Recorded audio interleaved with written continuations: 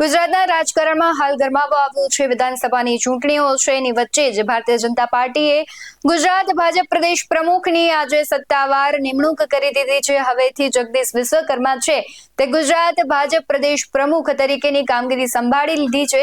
ત્યારે આ બધાની વચ્ચે સી.આર. પાટીલ ફરી એક વખત ચર્ચામાં આવ્યા છે, કારણ કે આમ તો ઘણી વખત તે પોતાના ભાષણોમાં પાર્ટીઓને કટાક્ષ કરતા હોય છે અને ફરી વખત એવું જ થયું છે અને સી.આર. પાટીલે આમ આદમી પાર્ટી ઉપર જે કટાક્ષ કર્યો છે તેનો વળતો જવાબ પણ ઈસુદાન ગઢવીએ તેવું જ આપ્યું છે। નમસ્કાર, BS9 ટીવી ન્યૂઝમાં આપની સાથે હું ભગવતી વિશાવડિયા।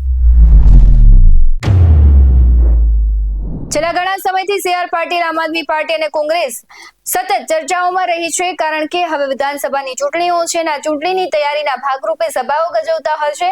પરંતુ રાજકારણની એક તાસીર છે કે એક પાર્ટી બીજા પાર્ટી ઉપર આક્ષેપ કરે, પ્રહાર કરે, ત્યારે ભારતીય જનતા પાર્ટીના સી.આર. પાટીલે પણ આમ આદમી પાર્ટીને દિલ્હીથી આવેલી પાર્ટી કહી હતી, ઘણા બધા આક્ષેપો કર્યા હતા, તો એના વળતા જવાબમાં ઈસુદાન ગઢવીએ પણ વળતા પ્રહારો કર્યા છે। ભારતીય જનતા પાર્ટી ઉપર અને સી.આર. પાટીલ ઉપર આક્ષેપ કર્યા છે। બંનેને સાંભળવા છે। પહેલા સી.આર. પાટીલ આમ આદમી પાર્ટી ઉપર શું કહ્યું છે અને ત્યારબાદ તેનો વળતો જવાબ ઈસુદાન ગઢવીએ શું આપ્યો તેના પર નજર કરીએ।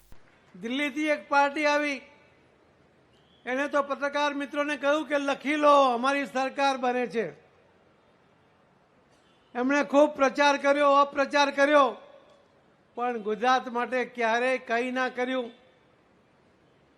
એમણે ઘણા ટાર્ગેટ ઊભા કર્યા, મને પણ ટાર્ગેટ બનાવવાની કોશિશ કરી, પણ મેં એનો જવાબ આપવાનું ટાળ્યું, કેમ કે મને ખબર હતી કે મારા વતી ગુજરાત ભારતીય જનતા પાર્ટીના કાર્યકર્તાઓ એનો જવાબ આપશે અને આભારી છે ગુજરાતના મતદાતા ભાઈ બહેનો એમનો પણ કે એમણે 126 સીટ ઉપર એ જે દિલ્હીથી આવેલી પાર્ટીના ઉમેદવારોની ડિપોઝિટ જપ્ત કરી નાખી। એને ખૂબ ભૂલી જવાય એ પ્રકારનો પાઠ ગુજરાતના મતદાતા ભાઈ બહેનો અને કાર્યકર્તાઓ એને ભણાવ્યો હતો। કેટલાય રાજકીય વિશ્લેષકોએ પણ એવું પણ કહ્યું કે ત્રીજી પાર્ટી આવી એના કારણે આપણને વધારે સીટ મળી। મિત્રો, આપ નાસીપાસ ના થાવ, 135 સીટ એવી છે કે જે કોંગ્રેસ અને દિલ્હીથી આવેલી પાર્ટી બંનેના મતને આપણે ટોટલ કરીએ તો પણ ભારતીય જનતા પાર્ટીના ઉમેદવારોને લીડ ઘણી બધી વધારે છે।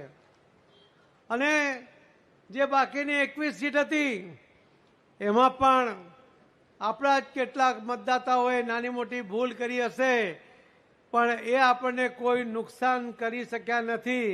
માનનીય સી.આર. પાટીલજીએ આજે આડકતરી રીતે આમ આદમી પાર્ટી ઉપર આક્ષેપ કર્યો કે દિલ્હીથી પાર્ટી આવીને અમે એવી રીતે ભૂંડી હાર હરાવીને, તમને કદાચ ખબર નહીં હોય, ઇતિહાસ વાંચજો, ભાજપને 2 સીટ લાવવા માટે 27 વર્ષ લાગ્યા હતા અને આમ આદમી પાર્ટીએ 1 વર્ષની અંદર ગુજરાતમાં 5 સીટ સાથે 41 લાખ મત મળ્યા છે, જે અગાઉના મુખ્યમંત્રીઓ પાર્ટીઓ બનાવીને એને પણ નથી મળ્યા।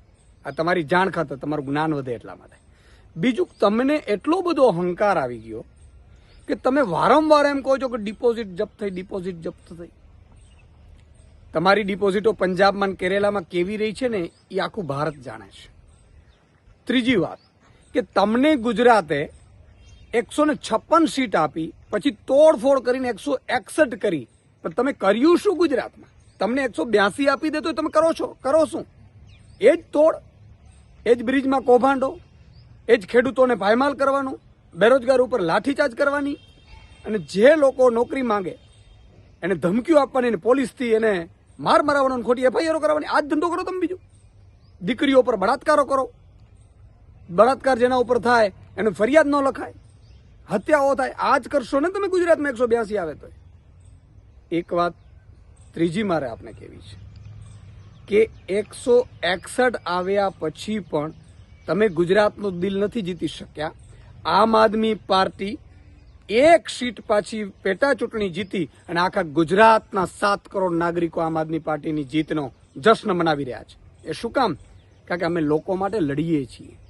અમે હારશું જીતશું એ ખબર નથી, એ તો જનતા ઉપર ડિપેન્ડન્ટ છે, જનતા નક્કી કરશે, ગુજરાતની જનતા જે ઈચ્છે એ કરશે। પરંતુ તમારો અહંકાર એક દિવસ ગુજરાતની જનતા નક્કી ભસ્મભીત કરશે. આવા જ વધુ અહેવાલો સાથે ફરી મળતા રહીશું. તમે અમારી YouTube ચેનલને સબસ્ક્રાઇબ કરવાનું, અમને Facebook અને Instagram પર ફોલો કરવાનું ભૂલશો નહીં. બાકી નવી અપડેટ્સ મેળવવા માટે જોતા રહો BS19 ન્યૂઝ. નમસ્કાર.